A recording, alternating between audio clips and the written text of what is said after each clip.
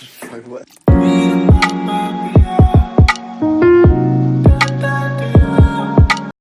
Hi all, good morning. So இன்றைக்கி நம்ம பார்க்க போகிறது பார்த்திங்கன்னா பூண்டு வத்த குழம்பு தான் நம்ம பார்க்க போகிறோம்.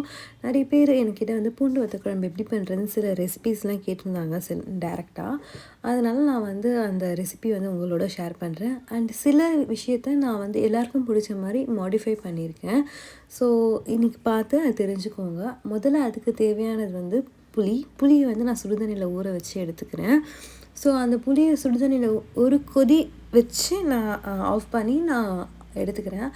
அது கூடவே கல் உப்பும் நான் சேர்த்துக்கிறேன் தேவையான அளவு. புளிக்கு ஏற்ற அளவு கல் உப்பு அது கூடவே சேர்த்து கொஞ்சம் நேரம் நான் அதை ஊற வச்சிடறேன். ஃபஸ்ட் ஸ்டெப் இது நான் பண்ணிக்கிறேன்.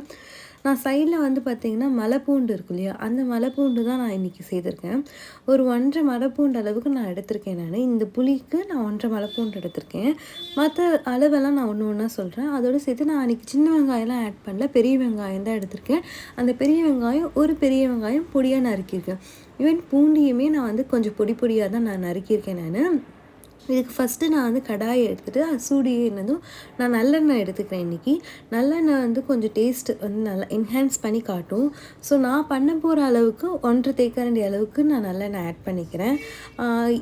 வத்த குழம்புக்கெல்லாம் கொஞ்சம் எண்ணெய் அதிகமாக லைட்டாக ஆட் பண்ணால் நம்ம லாங் டியூரேஷனுக்கு ஸ்டோர் பண்ணலாம். இல்லை நான் 2 டேஸ்லேயே காலி பண்ணிவிடுவேன், எனக்கு வந்து இருக்காது, ஓவர் ஆகிடும் அப்படின்னு நினச்சிங்க அப்படின்னாக்கா நீங்கள் வந்து ஒரு கொஞ்சம் கம்மியாகவே ஆட் பண்ணிக்கலாம். நான் கொஞ்சம் நிறைய நாள் வச்சுப்பேன், ஒரு 4-5 டேஸ்க்கு. ஸோ அதனால் நான் எண்ணெய் அதிகமாக ஆட் பண்ணிக்கிறேன். எண்ணெய் சூடானது 1/2 டீஸ்பூன் வெந்தயம், 1 டீஸ்பூன் கடுகு, இது ரெண்டையும் போட்டு நல்லா அந்த கடுகு பொரிஞ்சு வர அளவுக்கு வெயிட் பண்ணும். ஸோ கடுகு பொரிஞ்ச உடனே நான் பொடியாக நறுக்கி வச்சுருக்கிற பூண்டை வந்து இதில் சேர்த்துக்கிறேன். இந்த ரெசிபியோட main secret and main important பார்ட்டே இங்கேருந்து தான் ஆரம்பிக்குது. ஸோ பூண்டு போட்டு நான் வந்து பூண்டு நல்லா ப்ரௌன் கலரில் தேன் மாதிரி வந்து வறுந்து எடுக்கணும். நான் வந்து இந்த ரெசிப்பியில் வந்து பார்த்திங்கன்னா எல்லாருமே வந்து கடுகு தாளித்து வெங்காயம் போட்டு தக்காளி போட்டு அதுக்கப்புறமா பூண்டோ கத்திரிக்காயோ முருங்கைக்காய் என்னவோ அதை போடுவாங்க. பட் இங்கே இந்த பூண்டு குழம்புக்கு அப்படி கிடையாது. இந்த பூண்டு குழம்புலோட ஸ்பெஷாலிட்டியே வந்து அந்த பூண்டோட டேஸ்ட் என்ஹான்ஸ் பண்ணி தெரியணும். அண்ட் அதோட டேஸ்ட் வந்து நல்லா இருக்கணும் அப்படின்னா ஃபஸ்ட்டு பூண்டு போட்டு அதை வதக்கிக்கணும். உங்களுக்கு வேணும்னா பூண்டை தனியாகவும் எண்ணெயில் வதக்கி எடுத்து தனியாக வச்சுக்கலாம்.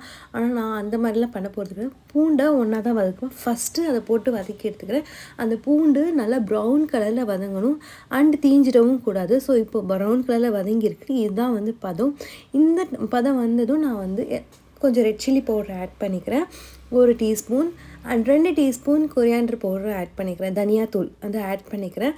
அது கூடவே நான் வந்து மஞ்சத்தூள், உப்பு இது சேர்த்து நான் வந்து ஆட் பண்ணிக்கிறேன். இந்த பூண்டு வதங்கணுன்றதுக்காக உப்போ எதுவுமே சேர்க்கக்கூடாது. நம்ம தனியாக தான் கைவிடாமல் பதமாக வதக்கி எடுக்கணும். இப்போது வாசனைக்காக பார்த்திங்கன்னா நான் வந்து கொஞ்சோண்டு குழம்பு மிளகாத்தூளும் சேர்த்துருக்கேன். ஏன் குழம்பு மிளகாத்தூள் காரம் இருக்காது, அதனால நான் கொஞ்சம் எக்ஸ்ட்ரா தான் நான் ஆட் பண்ணியிருக்கேன். இப்போ இது சேர்த்து இது வதங்கி இந்த மிளகாத்தூளோட சுடு மிளகாத்தூள் வாசனை போன பிறகு நான் நறுக்கி வச்சுருக்கிற ஒரு பெரிய வெங்காயத்தை நான் இதோட ஆட் பண்ணிக்கிறேன்.